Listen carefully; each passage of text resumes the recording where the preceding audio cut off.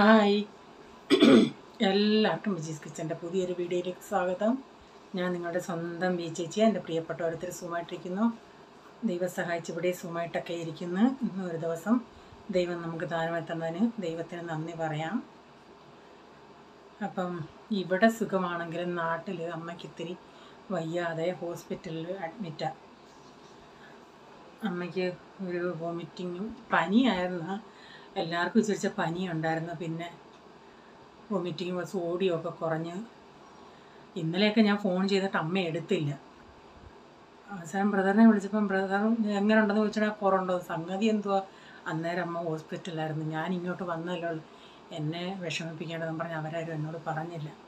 പക്ഷെ എങ്ങനെ അന്നേരം ഞാൻ അറിഞ്ഞു. ചേച്ചിയെ വിളിച്ചോണ്ടേ എങ്ങനെ എടി വയ്യാന്നൊക്കെ പറഞ്ഞ അവൾ എന്ത് വെച്ച് ഞാൻ അറിഞ്ഞിട്ടായി ചോദിക്കുന്നതെന്ന്. അന്നേരം അവൾ പറഞ്ഞു. പിന്നെ അവൾക്ക് പറയേണ്ടി വന്നു.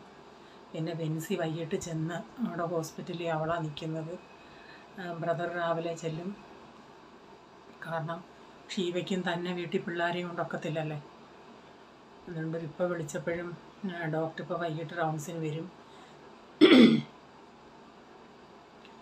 അമ്മ ഇങ്ങനെ ഇരിക്കുന്നതിന് 76 വയസ്സുണ്ട് അമ്മയ്ക്ക്. എന്നാലും അമ്മ ഞാൻ പറഞ്ഞില്ലേ രാവിലെ എണീറ്റ് അമ്മ ആ സമയത്ത് അമ്മയുടെ ഷുഗറുണ്ട്.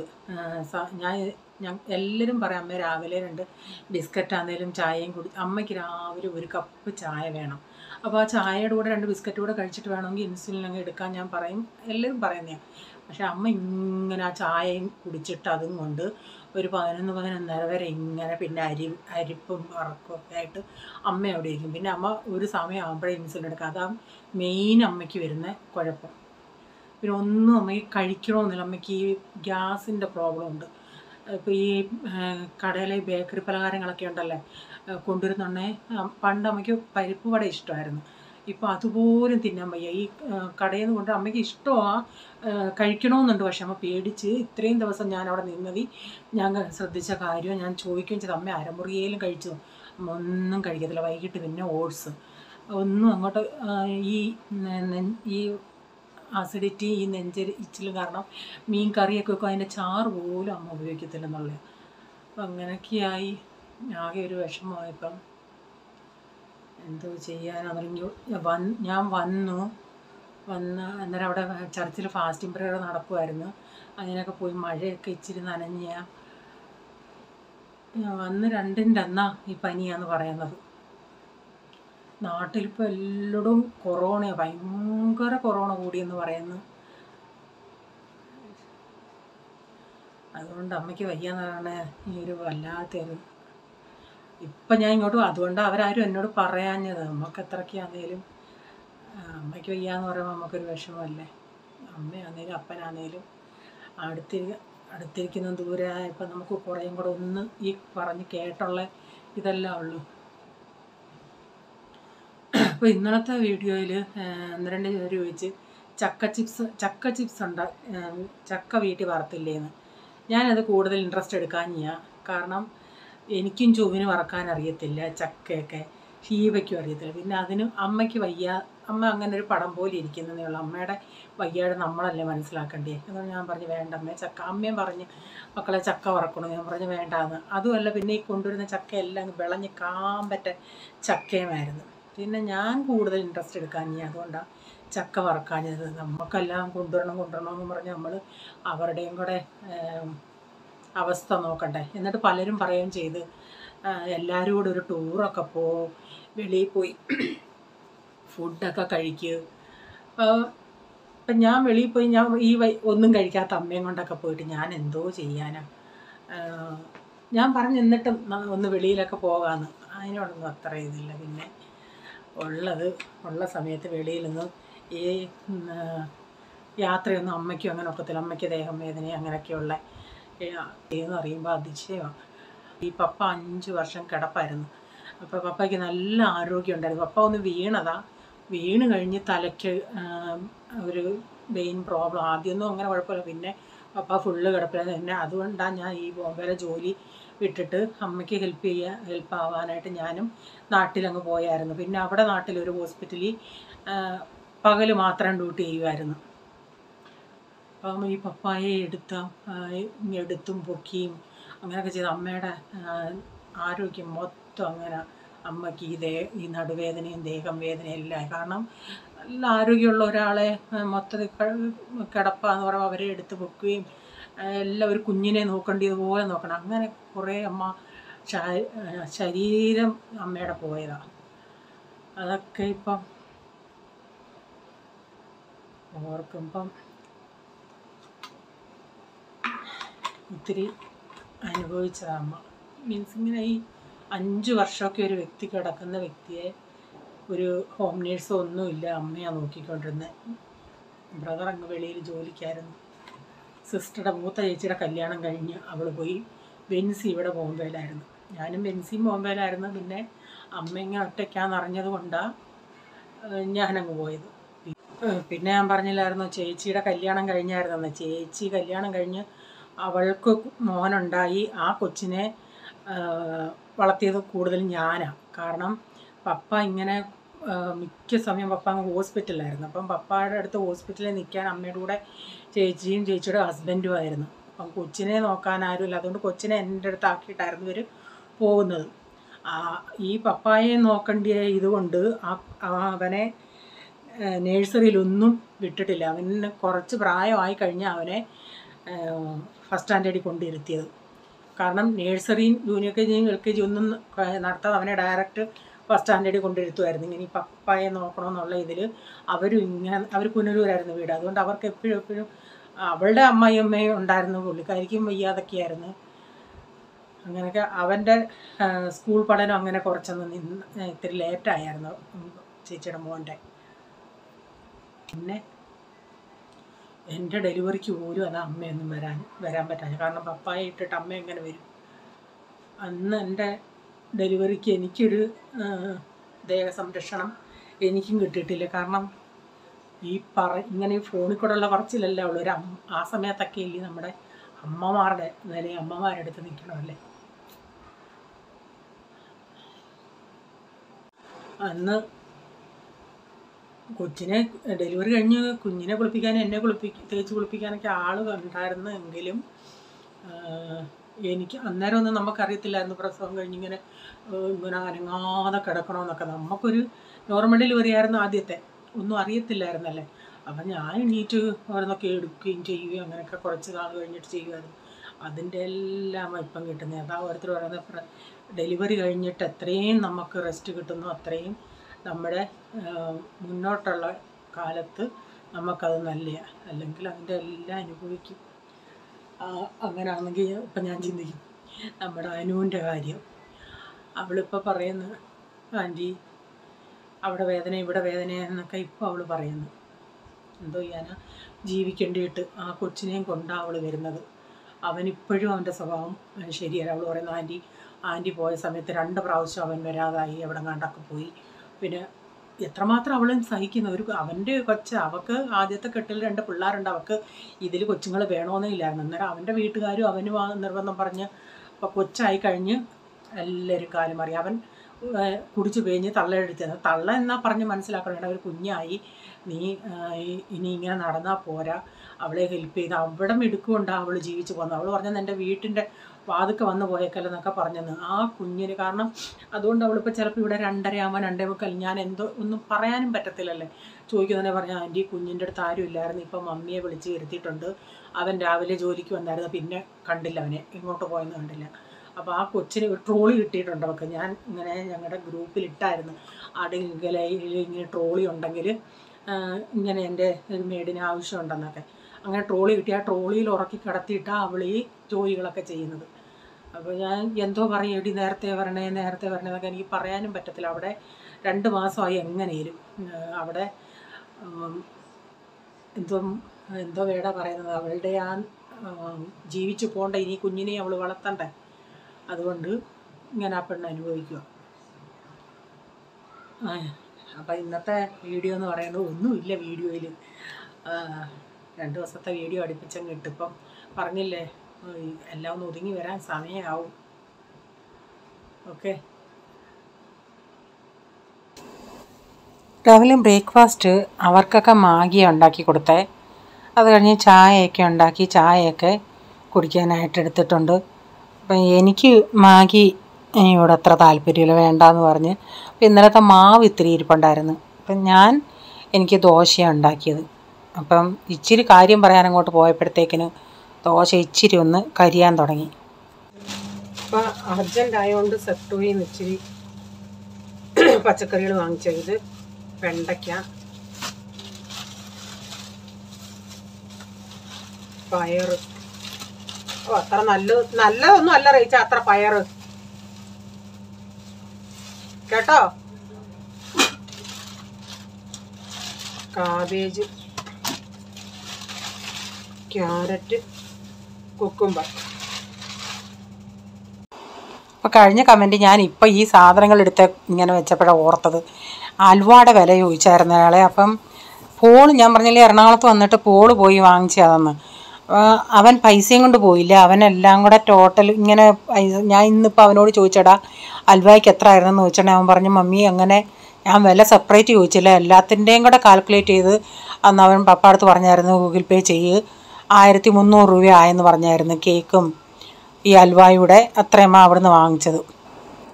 നമ്മളൊക്കെ എല്ലാത്തിൻ്റെ വില ചോദിക്കുമല്ലോ, ഇതിനെത്ര രൂപയെന്ന്. അവനതൊന്നും ചോദിച്ചില്ല. അവൻ വേണ്ടുന്ന സാധനങ്ങൾ എടുത്തിട്ട് ഇത്ര രൂപയായെന്നും പറഞ്ഞ് ഫോൺ ചെയ്തു. അപ്പം ഞാൻ പെട്ടെന്നൊരു മുട്ടത്തോരനാണ് ഉണ്ടാക്കുന്നത്. മുട്ടത്തോരൻ എന്ന് പറഞ്ഞാൽ തേങ്ങയൊന്നും ചേർക്കുന്നില്ല. ഈ സവാളയൊന്ന് വഴറ്റിയിട്ട് അതിൻ്റെ അകത്ത് മുട്ടയിട്ട് ഒരു ഇച്ചിരി ഉപ്പും മഞ്ഞൾപ്പൊടിയും കുരുമുളകും കൂടി ഇട്ട് അങ്ങനെ ചെയ്തെടുക്കുന്ന ഒരു തോരൻ. അല്ലാതെ ടൊമാറ്റോ ഒക്കെ ഇട്ടുണ്ടാക്കുന്ന ബുർജിയൊക്കെ ഇതാ നല്ലത്. അപ്പോൾ നമ്മൾ സെപ്റ്റോയിൽ നിന്ന് വാങ്ങിച്ചില്ലേ പയർ, ആ കിട്ടിയ പയറെന്ന് പറയുന്നത് കൂടുതലും പൊളിക്കാനുള്ളതായിരുന്നു. ഇത്തിരി വാടിയ പയറുണ്ടല്ലേ, ഒരിത്തിരി പഴുത്തതുപോലെ അതായിരുന്നു. പിന്നെ അരിയാനായിട്ട് കുറച്ചേ ഉള്ളായിരുന്നു. പിന്നെ ഇനി മുട്ടത്തോരൻ വെച്ചിട്ട് പിന്നെ അതിൻ്റെ ഇടയ്ക്ക് പോയി അതൊക്കെ ഒന്ന് പൊളിച്ച് അരിഞ്ഞെടുത്തുകൊണ്ട് വന്ന് പിന്നെ അതുകൂടെ ഒന്ന് തോരൻ വയ്ക്കാമെന്ന് വെച്ചു. പക്ഷേ ഇങ്ങനെ തോരൻ വെക്കുമ്പോൾ ഈ കുറച്ച് പൊളിക്കാനൂടെ ഉള്ളതാണ് തോരൻ വെക്കുമ്പം കഴിക്കാൻ നല്ലത്. മൊത്തം ഈ അരിയുന്ന ടൈപ്പിനേക്കായി നല്ലത് കുറച്ച് പൊളിച്ചിടുന്നേയും കുറച്ച് അരിയുന്നേ അതാ. അപ്പോൾ തോരനോടൊന്ന് അടപ്പത്ത് വെച്ചിട്ടുണ്ട്. അപ്പം ആപ്പൂസ് മാങ്ങ, ഇത് നല്ല മധുരം. ആപ്പൂസ് മാങ്ങ വിലയുള്ളതാണ്, പക്ഷേ നല്ലത് നോക്കി ചിലപ്പോൾ നല്ല കളറിയിരിക്കും, പക്ഷേ അത് ചെത്തുമ്പോൾ അകത്ത് മധുരം കാണത്തില്ലായിരിക്കും. ഇത് പക്ഷേ എല്ലാം നല്ല മണവുമാണ്, നല്ല മധുരമായിരുന്നു. അങ്ങനെ അത് ഒന്നെടുത്ത് വെച്ചു. അപ്പം സൺഡേ ഞങ്ങൾ പ്രെയറൊക്കെ കഴിഞ്ഞ് വന്നിട്ടുണ്ടെങ്കിൽ വൈകിട്ട് ഞാൻ പിന്നെ വന്നിട്ടാണ് ചോറ് വെച്ചതും. അപ്പോൾ ആദ്യം ചിന്തിച്ച് ഒരു ചമ്മന്തിയും അരച്ച് മുട്ടയും പൊരിക്കാമെന്ന്. പിന്നെ ചിന്തിച്ച് ചോറ് വെച്ചിട്ട് ഇന്നലത്തെ മോരുകറി ഉണ്ടായിരുന്നു. അപ്പം ചിന്തിച്ച് മുട്ട പൊരിക്കുന്നതിനേക്കാൾ നല്ല ചമ്മന്തി അരയ്ക്കുന്നതിനേക്കാൾ മോരുകറി ഇരിപ്പുണ്ടായിരുന്നു. ഇങ്ങനെ തോരൻ, ഉരുളൻകിഴങ്ങ് തോരൻ വയ്ക്കാമെന്ന്. അപ്പോൾ ഉരുളൻകിഴങ്ങ് തോരനും മോരുകറിയും ചിക്കൻ്റെ അച്ചാറുണ്ടായിരുന്നു. അപ്പോൾ അങ്ങനെ രാത്രിയിൽ അതെല്ലാം ഉണ്ടാക്കി നല്ല ചൂട് ചോറും കൂട്ടി അത്താഴം എല്ലാവരും അതായിരുന്നു. ഈ കാണിക്കുന്ന പിറ്റേന്നത്തെ വീഡിയോ. രാവിലത്തെ ബ്രേക്ക്ഫാസ്റ്റൊക്കെ കഴിഞ്ഞു. ഇച്ചിരി ചോറ് നിന്നിട്ടുണ്ടായിരുന്നു, അത് തിളപ്പിക്കാൻ വെച്ചു. പുതിയ ചോറിന് വെള്ളം വെച്ചിട്ടുണ്ട്. ഇനി തുണി കഴുകാനിട്ട് 3-4 ദിവസം കൊണ്ട് പരിപാടിയാണ്. ഇനിയും കിടക്കുന്നു. ആ സൗണ്ട് കേൾക്കുന്നത് താഴത്തെ പണിക്കാരാണോ ആരാന്നോ താഴെ ഗ്രൗണ്ട് ഫ്ലോറിൽ അലയ്ക്കുന്നതാണ്.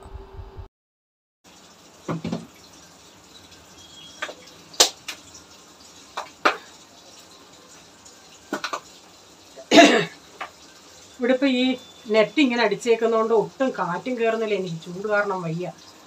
ഇതിപ്പം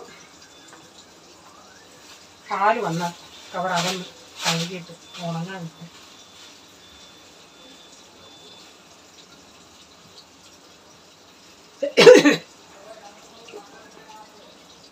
എന്നുവെച്ചൊരു ചുമനേരി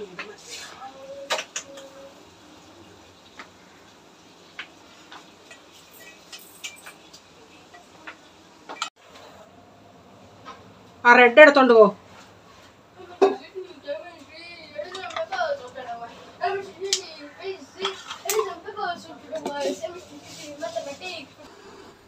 ഇപ്പം വെണ്ടയ്ക്ക മെഴുക്കുവരട്ടി വയ്ക്കാനായിട്ട് അത് നടപ്പത്ത് വെക്കുന്നുണ്ട്.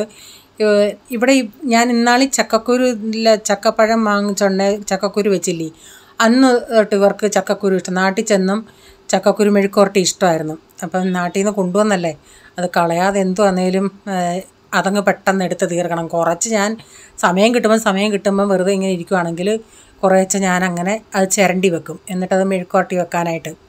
അപ്പം കുറച്ച് ഞാനൊരു ദിവസം എടുത്ത് ഇങ്ങനെ പൊളിച്ചു. അപ്പോൾ നേരത്തെയൊക്കെ ആണെങ്കിൽ പണ്ട് നമ്മൾ അതിൻ്റെ ബ്രൗൺ കളർ പോകുന്നിടം വരെ ചിരണ്ടുമായിരുന്നു. ഇപ്പോൾ ആ ബ്രൗൺ കളറ് ക്യാൻസറിനെ ചെറുക്കാൻ നല്ലതാണെന്നാണ് ഇപ്പോഴത്തെ ശാസ്ത്ര അറിവ് പറയുന്നത്. അതുകൊണ്ട് അങ്ങോട്ടും ഇങ്ങോട്ടും ഒന്ന് ചിരണ്ടിയതേ ഉള്ളൂ ഞാൻ. ചക്കക്കുരു മെഴുക്കുവരട്ടിക്ക് ചക്കക്കുരു ഒന്ന് അരിഞ്ഞെടുത്തിട്ടുണ്ട്. അതിലേക്ക് കുറച്ച് തേങ്ങാക്കൊത്തും ഇട്ടു. പിന്നെ ഈ സവാളയും കൂടെ ഇട്ടിട്ട് ഇച്ചിരി ഒന്ന് ഉപ്പിപ്പറ്റിക്കും. ഉപ്പിപ്പറ്റിക്കുമെന്ന് വെച്ചാൽ ഇച്ചിരി ഇത് നല്ല നാട്ടിൽ നിന്ന് കൊണ്ടുവന്ന് പിച്ചാത്തിയാണ്. ഇപ്പം നല്ല വാത്തലയുണ്ട്. ഇച്ചിരി മഞ്ഞപ്പൊടിയും ഉപ്പും വെള്ളവും ഇട്ടൊന്ന് ഉപ്പിപ്പറ്റിച്ചെടുക്കാം. 2 എണ്ണം കൊണ്ടുവന്ന് 2 ഞാൻ മാറിയും തിരിഞ്ഞു കൊടുക്കുക. കാരണം ഇന്നാൾ ഞാൻ നാട്ടിൽ നിന്ന് ഇങ്ങനെ 2 പിച്ചാത്തി കൊണ്ടുവന്നെ ഞാൻ ചെന്ന് ഒരെണ്ണം എടുത്തിട്ട് ഒരെണ്ണം എടുക്കാമെന്നും പറഞ്ഞിരുന്നുണ്ടെ അതങ്ങ് ഇരുന്നങ്ങ് പന്നലായി.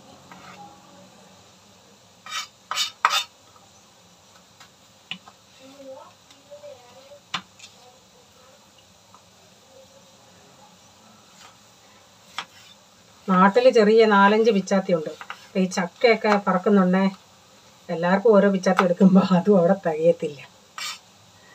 എല്ലാവരും കൂടെ അല്ലേ ചക്ക പറക്കുന്നേ. ചക്കക്കുരു ഞാനിങ്ങനെ ഉപ്പി പറ്റിച്ചെന്ന് കുറച്ച് വേവിച്ചെടുത്തു. എന്നിട്ടിപ്പം പാൻ വെച്ചിട്ട് അതിലേക്ക് ഇച്ചിരി ഓയിലൊഴിച്ച് സ്വല്പം മുളക് പൊടി ഇട്ടു. കുറച്ച് ഗരം മസാല ഇട്ടിട്ടുണ്ട്, ഇച്ചിരി കുരുമുളക് പൊടിയും. അങ്ങനെ ചേർത്തിട്ടില്ലെങ്കിൽ നിങ്ങളൊന്ന് ചേർത്ത് നോക്കണേ, നല്ല ടേസ്റ്റാണ്. ഇനി ഇതിങ്ങനെ ഞാൻ നന്നായി മിക്സ് ചെയ്തിട്ട് ഇനി അതൊന്ന് ചെറിയ തീയിലിട്ടിട്ട് അത് നന്നായിട്ടൊന്ന് മൊരിഞ്ഞ് കിട്ടണം. ഇനി അതവിടെ കിടക്കട്ടെ. കുറച്ച് നേരം ഞാനിങ്ങനെ ഇട്ടിരുന്നു, അത് മൊരിഞ്ഞ് വന്നു. ഞാനിപ്പോൾ അതൊരു വേറെ പാത്രത്തിലോട്ടാക്കട്ടെ. ഇതിവിടെ റീച്ചാന് ഭയങ്കര ഇഷ്ടമാണ്. പിള്ളേർക്ക് ഈ ഇടയ്ക്ക് ഈ തേങ്ങാക്കൊത്തൊക്കെ ഇട്ടപ്പം നേരത്തെ തേങ്ങാക്കൊത്ത് ഇവർക്ക് ഇഷ്ടമല്ലായിരുന്നു, ഇപ്പോൾ ഇഷ്ടമാണ്. അപ്പോൾ ചക്കക്കുരു ഞാനൊരു വേറൊരു പാത്രത്തിലോട്ടാക്കിയിട്ടുണ്ടേ. ഇന്നൊരു അവിയൽ ഉണ്ടാക്കുന്നുണ്ട്. ഞാൻ പറഞ്ഞില്ലേ നാട്ടിൽ നിന്ന് ചേമ്പും ഇച്ചിരി കാച്ചിലും കൊണ്ടുവന്നായിരുന്നെന്ന്, അതെല്ലാം കൂടെ ഇട്ടൊരു അവിയൽ. അപ്പം ഞാൻ ഈ കഷ്ണങ്ങളൊക്കെ അരിഞ്ഞിട്ട് ഇച്ചിരി മഞ്ഞൾപ്പൊടിയും ഇച്ചിരി ഉപ്പും സ്വല്പം വെള്ളം ഒഴിച്ചിതൊന്ന് കുക്കറിൽ ഒരു അടിച്ചിട്ട് കുറച്ച് പ്രഷർ അങ്ങ് തുറന്നു വിടും. കാരണം മൊത്തം പ്രഷർ ഇരുന്നാൽ അതങ്ങ് ഒത്തിരി വെന്ത് പോവും. ഇവിടെ അവിയൽ സാധാരണ അവിയലിൻ്റെ കഷ്ണങ്ങളൊക്കെ നന്നായി കിടക്കത്തില്ല. ആദ്യമായിട്ട് ആരെങ്കിലും വീഡിയോ കാണുന്നുണ്ടെങ്കിൽ അവർക്ക് വേണ്ടിയാണ് ഞാൻ പറയുന്നത്. ഇവിടുത്തെ സാമ്പാറും അവിയലും കഷ്ണങ്ങൾ നന്നായി ഞാൻ വേവിച്ചെടുക്കും.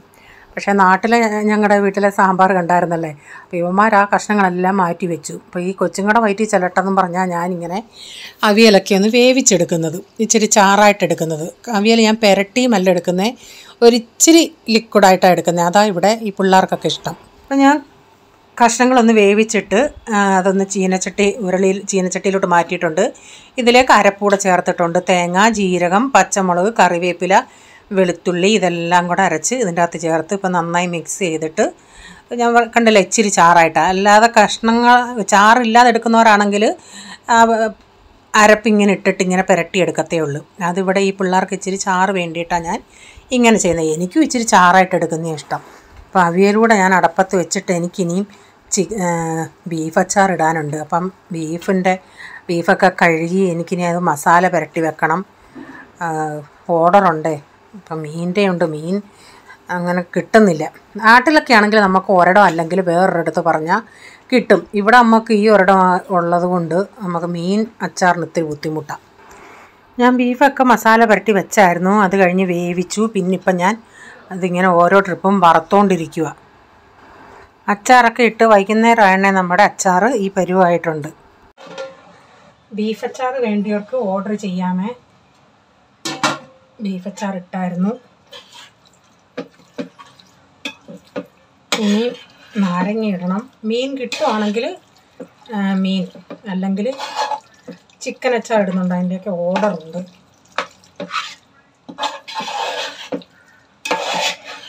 ബീഫിന് റേറ്റ് ഞാനൊരു ഇച്ചിരിയും കൂടെ കൂട്ടും. കാരണം ബീഫിന് ഇവിടെ ഇപ്പം വില കൂടി. ഞങ്ങൾ എന്തിച്ചാൽ കുറയ്ക്കുമെന്ന് ഒരു 5 പൈസ പോലും കുറയ്ക്കുന്നില്ല.